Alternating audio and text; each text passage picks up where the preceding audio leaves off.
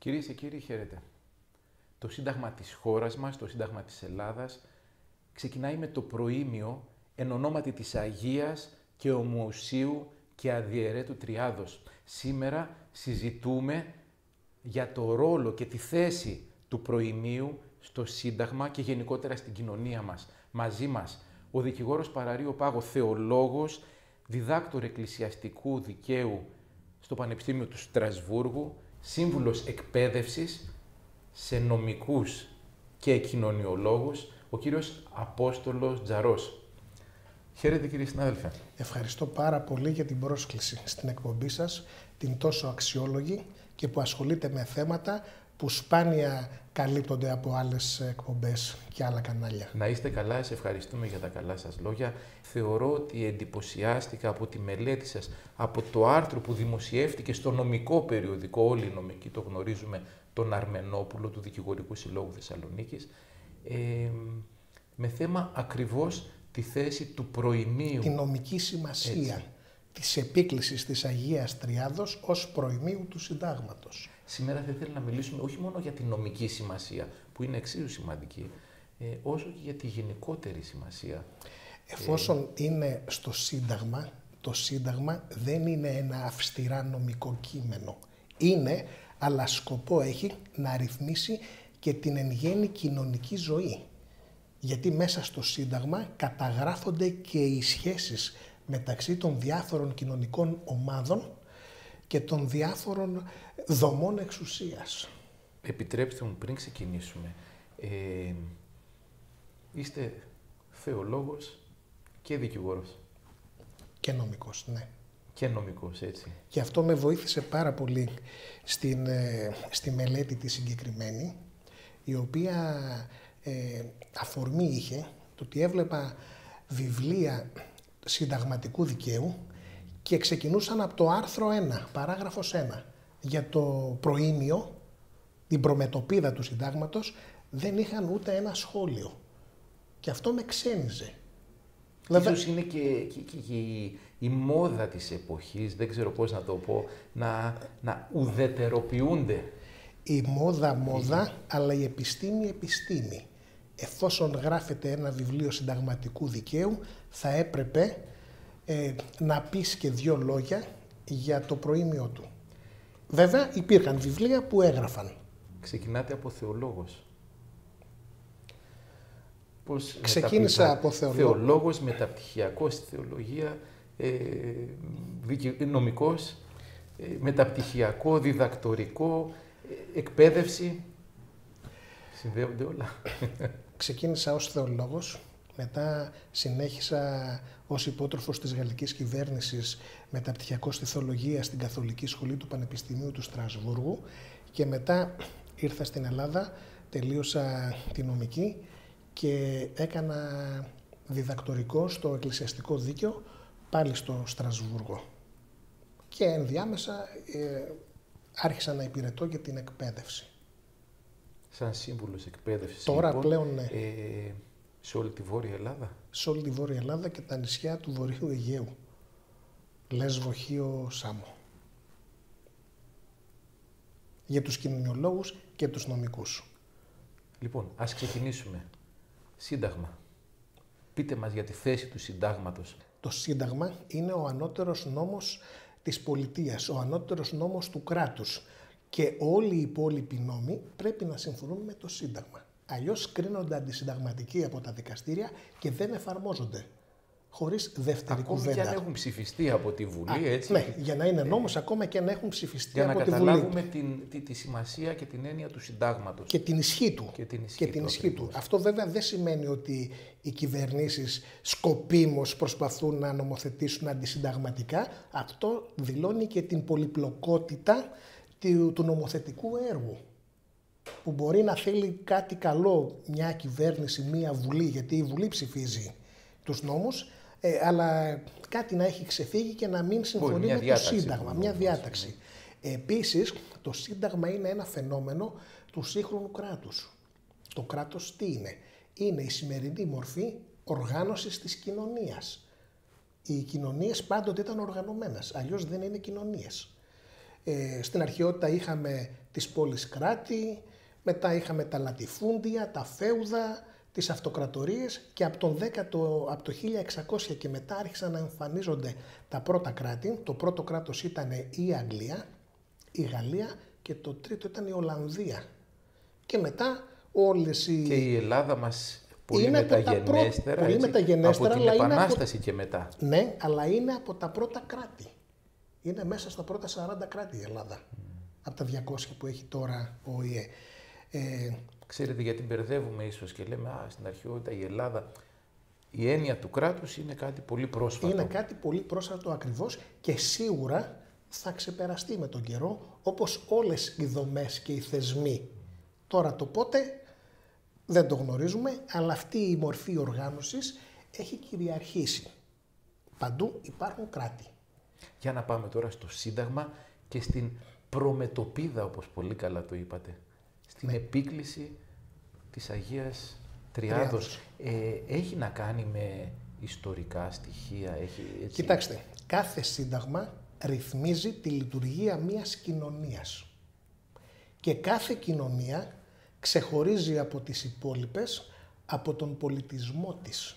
Και στοιχεία πολιτισμού είναι τα πάντα. Είναι η γλώσσα, είναι η θρησκεία, είναι τα ήθη, τα έθιμα, οι συνήθειες, οι αξίες, οι νοοτροπίες, η μουσική, η κουζίνα, τα πάντα. Όλα αυτά δημιουργούν τον πολιτισμό και ξεχωρίζουν τη μία κοινωνία από την άλλη.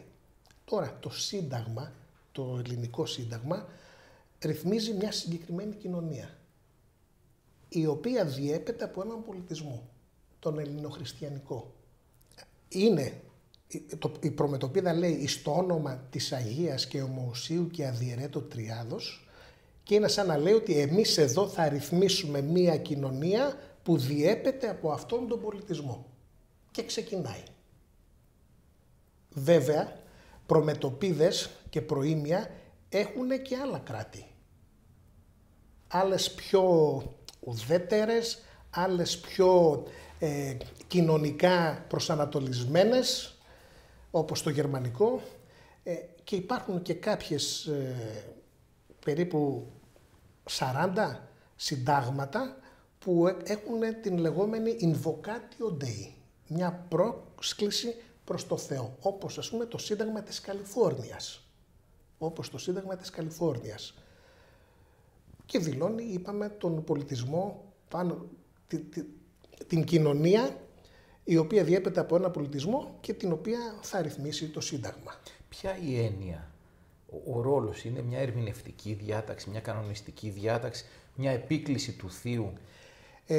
Έχει τρεις διαστάσεις η επίκληση της Αγίας Τριάδος στο Σύνταγμα. Πρώτο είναι μια ερμηνευτική αρχή.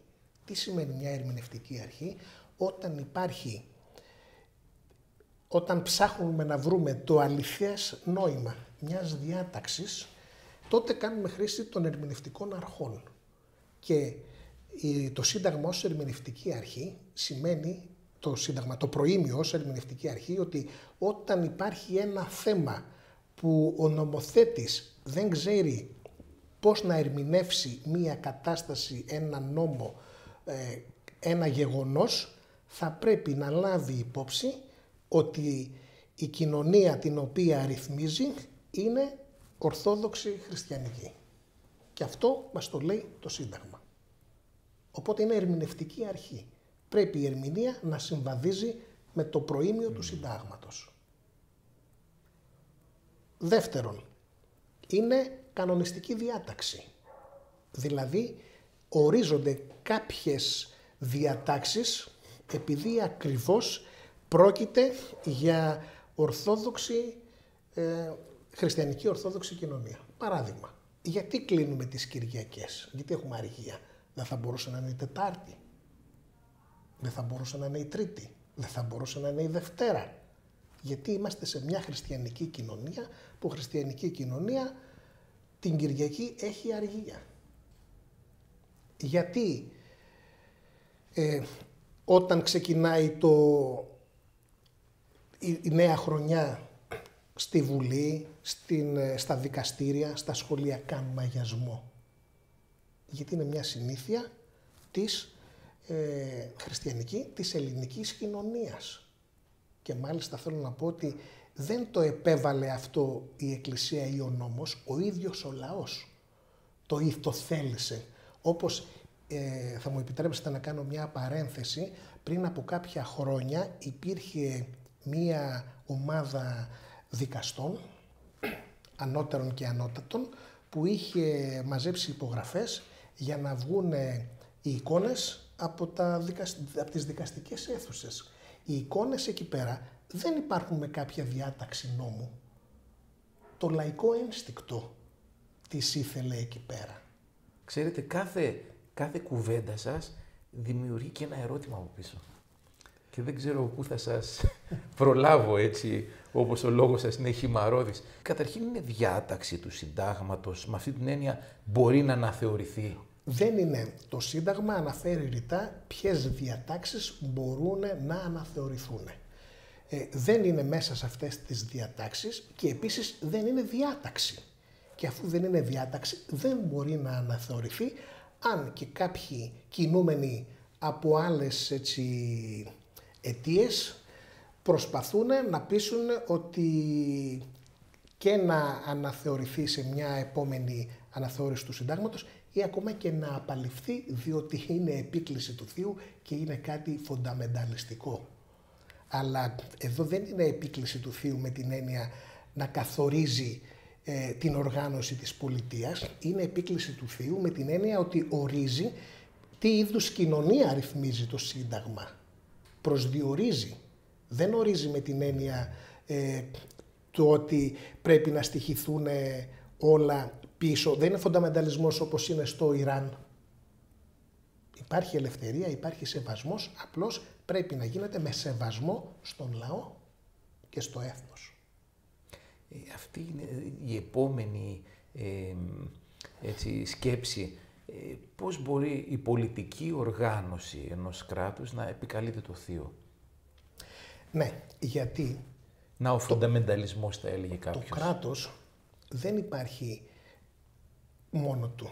Υπάρχει για να εξυπηρετήσει μια συγκεκριμένη κοινωνία και στην Ελλάδα να εξυπηρετήσει ένα συγκεκριμένο έθνος.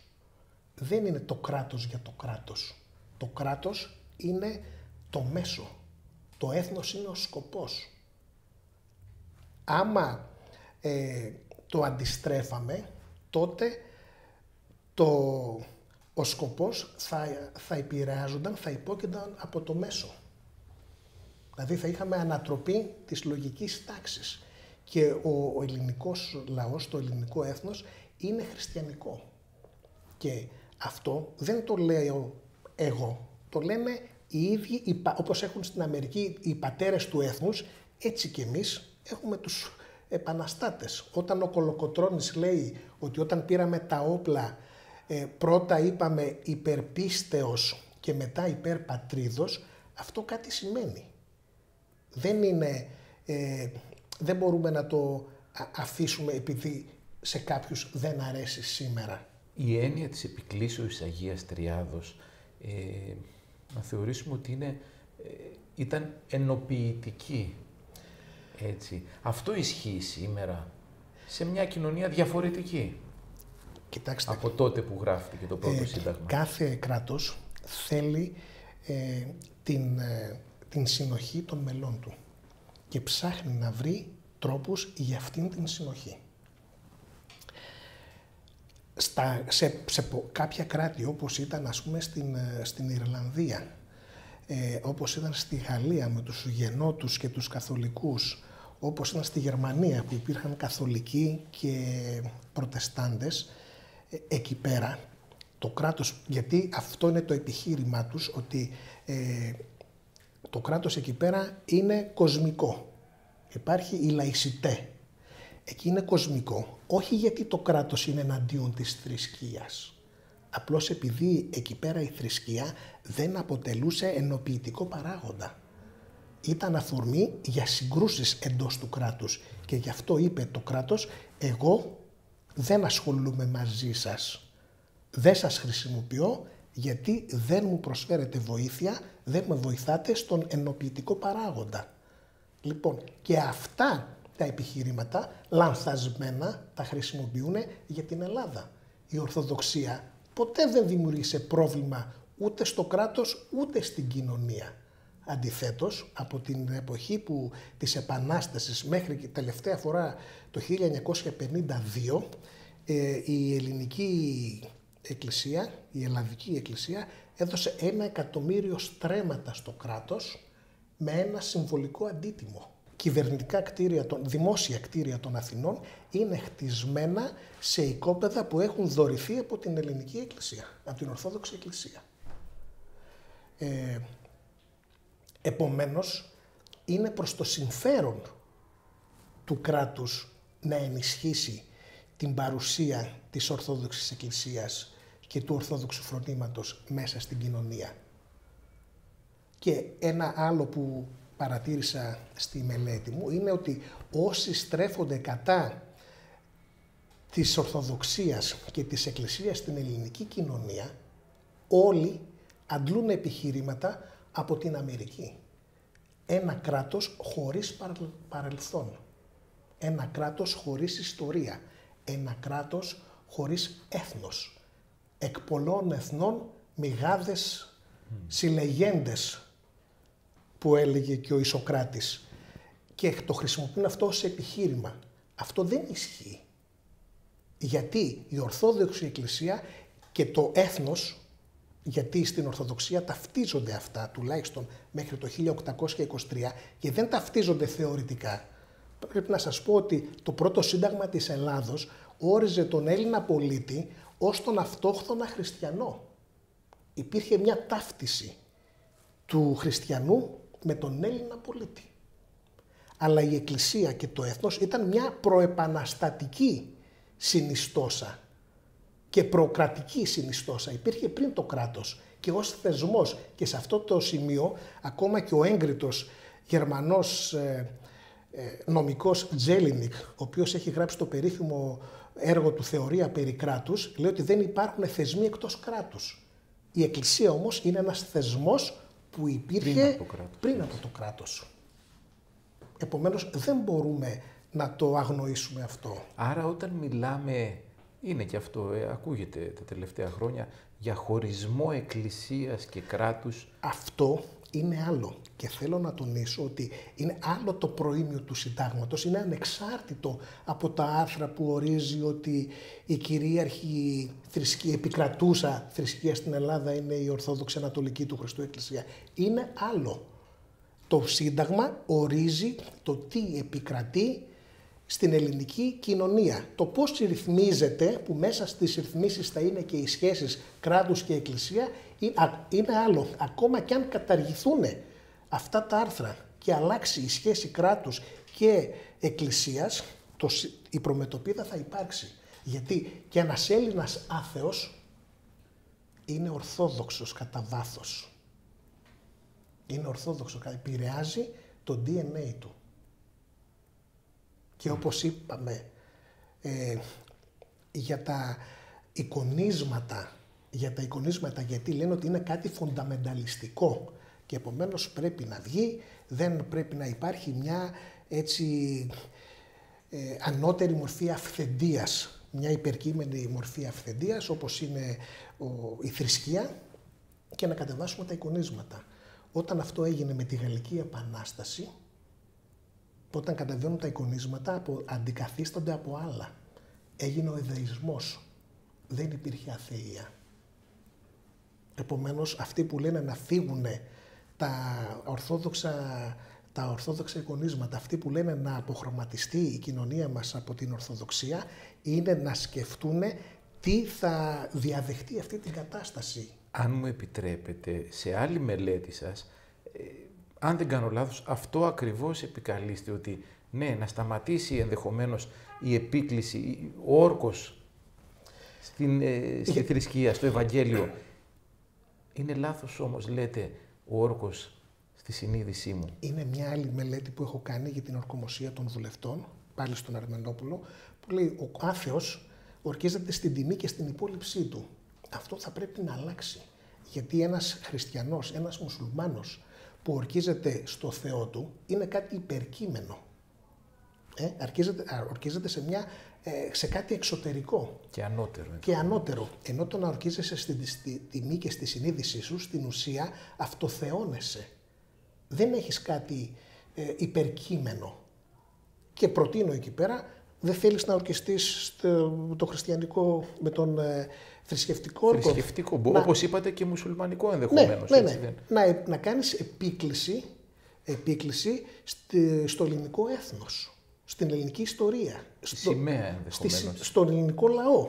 Κάτι. Και επειδή ο όρκος είναι από το έρκο που σημαίνει ακουμπώ το χέρι μου, το άλλο είναι όμνημη όταν ορκίζεσαι, κάνω εκεί την πρόταση ο άθεος να βάζει το χέρι του, παραδείγματος χάρη, ενδεικτικά το αναφέρω, στην ελληνική σημαία, στο χάρτη της Ελλάδος, στο Σύνταγμα της Ελλάδος, σε μια μινιατούρα της Βουλής. Πάντως κάτι υπερκείμενο και έξωθεν από τον ίδιο.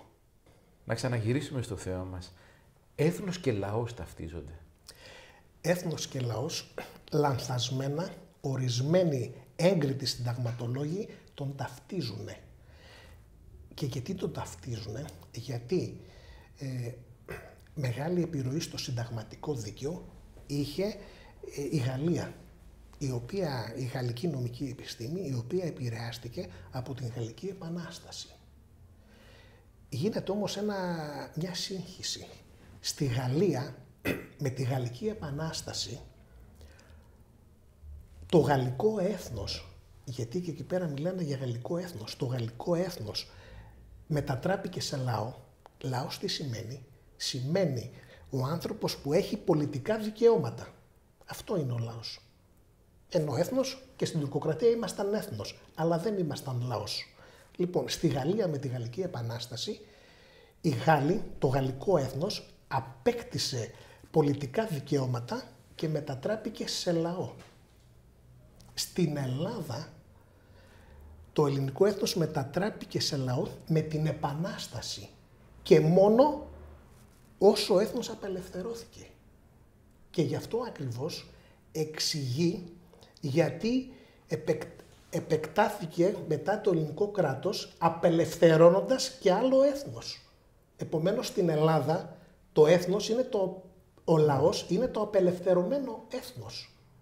Γι' αυτό υπάρχουν και οι Έλληνες της Βορείου Ηπείρου και οι Έλληνες της Κωνσταντινούπολης και αυτό που το λέω υπάρχουν και νομοθεσίες όπως ο Κώδικας Ελληνικής Ιθαγένειας που μιλάει για Έλληνες που δεν έχουν την ελληνική ιθαγένεια, που δεν ανήκουν στο λαό αλλά τους αναγνωρίζει ως Έλληνες και τους δίνει και δικαιώματα. Γιατί αναγνωρίζει είναι αυτό που λέτε πολύ ωραία στη μελέτη σας για τη σχέση του έθνους με την επικράτεια. Ναι. Η επικράτεια περιλαμβάνει το απελευθερωμένο έθνος. Γι' αυτό και επεκτάθηκαν με τους πολέμους και με τις συμφωνίες τα σύνορα, χωρίς να περιλάβει όλους τους Έλληνες. Και στην περίπτωση που ένα κράτος αποτελείται από περισσότερα έθνη? Όταν αποτελείται από περισσότερα έθνη, τότε προσπαθεί να βρει άλλους συνεχτικούς δεσμούς για να λειτουργήσει, γιατί αλλιώς θα διαλυθεί. Παραδείγματος χάρη η Τσεχοσλοβακία, που ήταν χρόνια μαζί, δεν είχαν πρόβλημα, ειρηνικά ζούσαν, δεν καταπίεζε ο ένας τον άλλον. Το 1992, πότε ήτανε, χωρίστηκε. Χωρίς πόλεμο, χωρίς τίποτε. Και ειρηνικά. Κράτη όπως ο Καναδάς ή οι Ηνωμένες Πολιτείες της Αμερικής προσπαθούν να δημιουργήσουν δυνάμεις που βοηθάνε, κεντρομόλες δυνάμεις, για να υπάρχει αυτή η κοινωνική συνοχή και η κρατική συνοχή. Και μάλιστα ο Καναδάς είχε και ένα σύνθημα ότι αν και έχουμε διαφορετικό παρελθόν, έχουμε κοινό μέλλον. Ή η Αμερική, το σύνθημα της Αμερικής που σήμερα είναι In God We Trust, πριν αντικατασταθεί ήταν A pluribus unum, από τους πολλούς ένα. Δηλαδή δεν έχει σημασία από πού προέρχεσαι. Και βέβαια όμως όποιος πάει στην Αμερική καταλαβαίνει ότι δεν είναι ένα κράτος με την έννοια που έχουμε γνωρίσει στην Ελλάδα ως κοινωνία, αλλά είναι ένα οικονομικό σύστημα, όπου η ενοποιώς δύναμη είναι το κυνήγι του χρήματος. Είναι χαρακτηριστικό ότι ο Αλ Καπόνε μπήκε φυλακή για φοροδιαφυγή. Και όπως ξέρετε, μην πειράξει κανείς το χρηματιστήριο, μην κάνει κανείς καμιά απάτη στο χρηματιστήριο. Εκεί πέρα δεν πρόκειται να γλιτώσεις. Αλλά άμα κάνεις, δεν υπάρχει. Γιατί είναι η ενοποιώς δύναμη. Δεν υπάρχει συνοχή κρατική, αλλά δυστυχώς αντιγράφουν Αμερικανούς νομικούς όπως ο Ρόουλς, έγκριτους κατά τα άλλα, οι οποίοι απευθύνονται όμως και έχουν προσλαμβάνουσες παραστάσεις από την αμερικάνικη κοινωνία και πραγματικότητα και τα φέρουν λαθασμένα εδώ.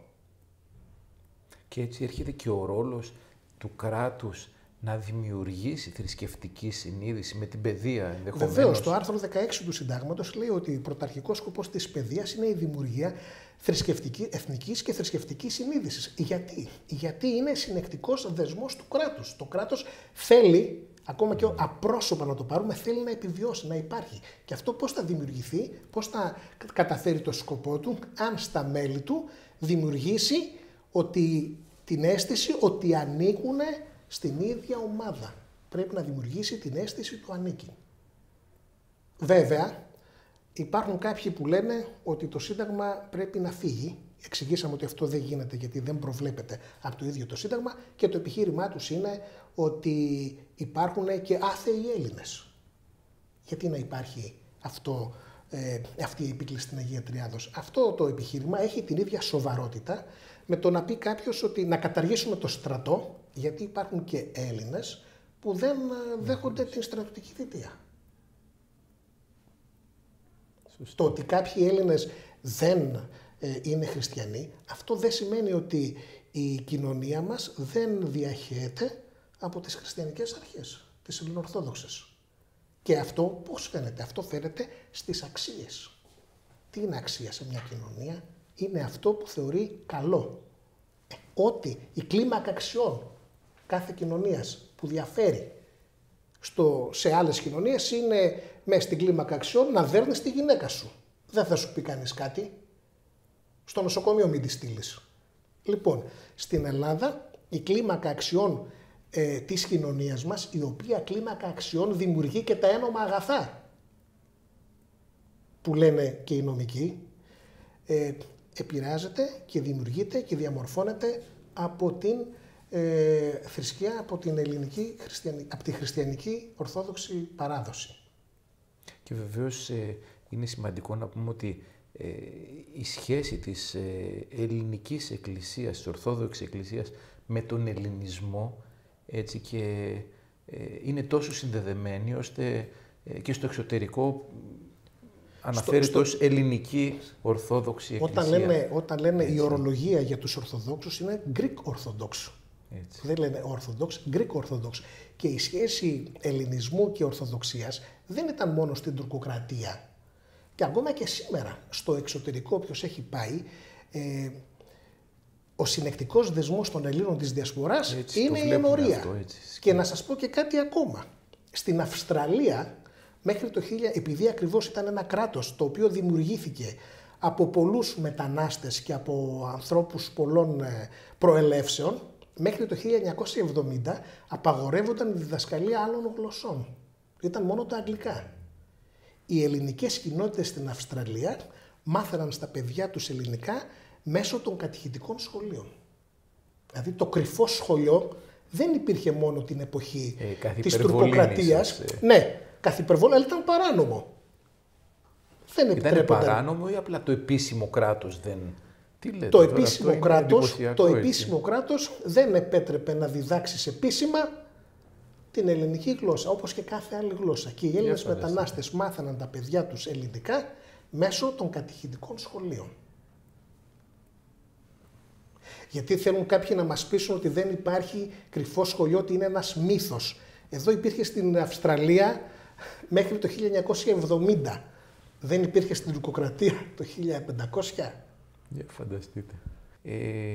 Κατ' επανάληψη μιλήσατε για κάποιους. Κάποιοι θέλουν, κάποιοι αυτό. Προφανώς εντάσσοντας τον εαυτό σας, δεν ξέρω αν είναι σωστή η λέξη, παίρνοντας θέση, ευθαρσώς, υπέρ της μίας άποψης. Ένας επιστήμονας πρέπει να πάρει θέση.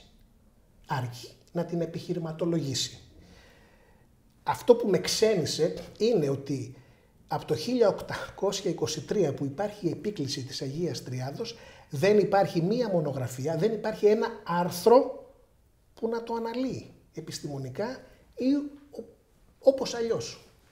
Αυτό με ξένησε και ήταν η αφορμή για να ασχοληθώ. Μάλιστα. Και ναι, παίρνω θέση, γιατί βλέπω ότι επικαλούνται και πολλά επιχειρήματα τα οποία είναι ή λανθασμένα εντελώς, λογικά δεν στέκουνε, είτε είναι σοφιστίες ή είναι λογικά άλματα. Και ακόμα και η Ευρωπαϊκή Ένωση, όταν αναφέρεται για την Ένωση των κρατών της Ευρωπαϊκής Ένωσης, αναφέρεται ότι κάθε κράτος, η Ένωση σέβεται την ομοθεσία του και τον πολιτισμό του. Δηλαδή, κάθε πολιτισμός που λέμε ξεχωρίζει μια κοινωνία, αν δεν ίσχυε αυτό, όπως λένε ότι πρέπει να υπάρχει τα δικαιώματα και η υπεράσπιση του ενός και η υπεράσπιση του άλλου και η ισότητα και η ισονομία, όλα αυτά πολύ, πολύ σωστά υπάρχουν. Αλλά αν ίσχυαν όπως θέλουν να τα απολυτοποιήσουν, και εδώ μιλάμε για ένα δημοκρατικό φονταμενταλισμό, γιατί είναι πολύ απόλυτη ακριβώς, που είναι το ίδιο επικίνδυνο με όλους τους άλλους, θα έπρεπε το Σύνταγμα των πολιτισμένων κρατών της Γαλλίας, της Γερμανίας, αφού είναι γύρω από τα δικαιώματα και τους νόμους και την ισότητα, θα μπορούσε να εφαρμοστεί σε οποιαδήποτε άλλη χώρα.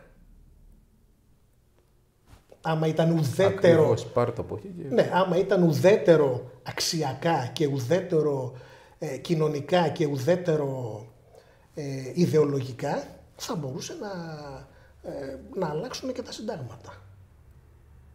Αυτό όμως δεν ισχύει. Και δεν είναι μόνο το πώς οργανώνεται το κράτος, γιατί το Σύνταγμα λέει και κάποιες βασικές αρχές. Αν ίσχυε αυτό, θα μπορούσαν να αλλάξουν. Ας κρατούσαν το πολίτευμά τους, γιατί δεν ρυθμίζει μόνο το πολίτευμα, το Σύνταγμα, ρυθμίζει και άλλα πράγματα. Αν ίσχυε αυτό, αυτό είναι πολύ σημαντική, το υπόβαθρο της κοινωνίας. Είναι πολύ σημαντικό το υπόβαθρο της κοινωνίας, το οποίο ρυθμίζεται, δηλώνεται με το προήμιο του Συντάγματος. Και βεβαίως μια άλλη διάσταση που βάζετε στη μελέτη σας είναι ότι όταν λέμε λαός δεν είναι μόνο οι ζώντες, ναι, αλλά είναι και οι εκλειπώντες. Το λένε και άλλοι συνάδελφοι. Το έθνος δεν αποτελείται μόνο από τους τωρινούς, αποτελείται και από τους εκλειπώντες και από τις μελλοντικές γενιές. Γι' αυτό ειδικά για τις μελλοντικές γενιές το αναφέρουν πολλοί οι πολιτικοί, κάνουμε αυτή τη θυσία, κάνουμε αυτό το έργο για τα παιδιά μας, για τα εγγόνια μας, για το μέλλον. Αυτό ακριβώς δηλώνει, ότι το έθνος έχει συνέχεια, η κοινωνία έχει συνέχεια. Και βέβαια υπάρχουν και, γιατί κάνουμε τις παρελάσεις, γιατί κάνουμε τις εορτές για να τιμήσουμε τους προγόνους. Λέμε ένα ευχαριστώ στο έθνος. Είναι και αυτοί μέλη του έθνους. Απλώς είναι όπως λέμε και στην Εκκλησία, είναι στη θριαμβεύουσα και όχι εδώ παρόντες. Και βεβαίως το προήμιο αυτού του συντάγματος αποτελεί και μια ευχή. Βεβαίως αποτελεί μια ευχή και μια θεϊκή επίκληση. Και να σας πω, έχουμε δημοκρατία. Η δημοκρατία είναι από το 509 π.Χ. με τον Κλισθένη, είναι συνομήλικη με την αντίσταση και με το δικαίωμα της υπεράσπισης της. Όταν η ολιγαρχική, όταν έγινε η δημοκρατία, μετά από λίγο καιρό, μετά από λίγους μήνες, οι ολιγαρχικοί στην Αθήνα επαναστάτησαν και ο υπόλοιπος λαός βγήκε με τα όπλα στους δρόμους να υπερασπιστεί το νέο πολίτευμα. Από τότε υπάρχει αυτό το δικαίωμα. Και το Σύνταγμα, στο τελευταίο άρθρο... Το οποίο αποτυπώνεται μέχρι σήμερα στο μέχρι Σύνταγμα. Σήμερα στο Σύνταγμα. Βέβαια τότε δεν υπήρχαν συντάγματα, αλλά υπήρχε η δημοκρατία. Τώρα υπάρχει η δημοκρατία και το Σύνταγμα. Στο τελευταίο άρθρο λέει ότι ο ελληνικός λαός έχει το δικαίωμα και την υποχρέωση να το υπερασπιστεί κάθε φορά που κάποιος προσπαθεί να το καταλύσει. Και ρωτάω, αν δεν τα καταφέρει, άμα εκμαυλιστεί τόσο που δεν τον νοιάζει να υπερασπιστεί τη δημοκρατία, αν δεν έχει τη δύναμη γιατί εισήρθε ξένη δύναμη εισέβαλε στη χώρα. Αν, τότε ποιο είναι το έσχατο καταφύγιο που έχει ο άνθρωπος σε κάθε δύσκολη στιγμή? Είναι το θείο. Και εκεί ακριβώς έρχεται το προήμιο εις το όνομα της Αγίας και Ομοουσίου και Αδιαιρέτου Τριάδος. Και γίνεται κύκλος στο Σύνταγμα. Γίνεται κύκλος. Το τελευταίο άρθρο, 120 παράγραφος 4, κάνει κύκλο με το προήμιο. Είναι μια θεϊκή επίκληση σε περίπτωση που δεν τα καταφέρει ο λαός να το υπερασπιστεί. Παίρνοντας αφορμή από αυτή την κουβέντα σας, εντυπωσιακό αυτό που είπατε. Είναι εντυπωσιακό. Είναι εντυπωσιακό και είναι η παρέμβαση του Θεού μέσα στην κοινωνία. Αφήνει μια χαραμάδα ο συνταγματικός νομοθέτης να παρέμβει και ο Θεός. Θα μπορούσαμε να πούμε δηλαδή ότι είναι η κατάθεση της ψυχής του έθνους στο Σύνταγμα. Είναι η κατάθεση της ψυχής του συνταγματικού νομοθέτη ότι όλα ξεκινούν και τελειώνουν στο Θεό. Γιατί άμα δεν δεχτείς ότι όλα ξεκινάνε από το Θεό, είναι η ύβρις. Η αρχαία ελληνική ύβρις αυτό είναι. Ότι προσπαθείς να υπερβείς τον εαυτό σου, να τον κάνεις Θεό. Είναι η επανάληψη του προπατορικού αμαρτήματος. Και με την επίκληση της Αγίας Τριάδος στο προήμιο, ο συνταγματικός νομοθέτης θέλει να αποφύγει αυτές τις δύο παγίδες. Και ο Θεός μέσα στην κοινωνία υπήρχε στην Ελλάδα και στην αρχαιότητα. Γιατί όλα τα δημόσια αξιώματα στην αρχαία Ελλάδα γινόταν με κλήρωση. Εμείς τώρα όταν ακούμε κλήρωση λέμε κατά τύχη. Κατά τύχη. Ενώ οι αρχαίοι Έλληνες δεν είχαν αυτό στο μυαλό τους. Η προσέγγιση τους ήταν ότι δίνουμε το μπαλάκι στον Θεό. Αποφασίζει ο Θεός. Η κλήρωση στην αρχαιότητα είχε αυτή την έννοια, ότι αποφασίζει ο Θεός. Και ήταν η παρέμβαση και η επέμβαση του Θεού στην ανθρώπινη κοινωνία. Τώρα, ως παιδιά του διαφωτισμού που επηρεάστηκε πάρα πολύ, και τα συνταγματικά κείμενα και η κοινωνία μας, είναι μια χαραμάδα μέσα στο Σύνταγμα ότι παρεμβαίνει και ο Θεός στην ανθρώπινη κοινωνία. Γιατί είπαμε όταν δεν αποκλείεις το Θεό, αυτό είναι μια ύβρις. Είναι η επανάληψη, όπως είπα, του προπατορικού αμαρτήματος. Κύριε συνάδελφε, να σε ευχαριστήσουμε.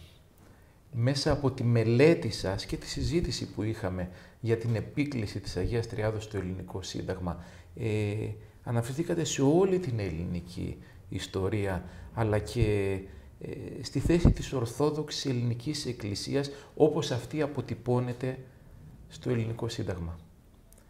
Να σας ευχηθούμε κάθε καλό, καλή δύναμη και στο εκπαιδευτικό σας έργο. Σας ευχαριστώ πάρα πολύ. Και εσάς και το κανάλι σας. Κυρίες και κύριοι, σας ευχαριστούμε που μας παρακολουθήσατε. Σας περιμένουμε την επόμενη εβδομάδα για περισσότερα λόγια της πλώρης. Εδώ, στην 4Ε.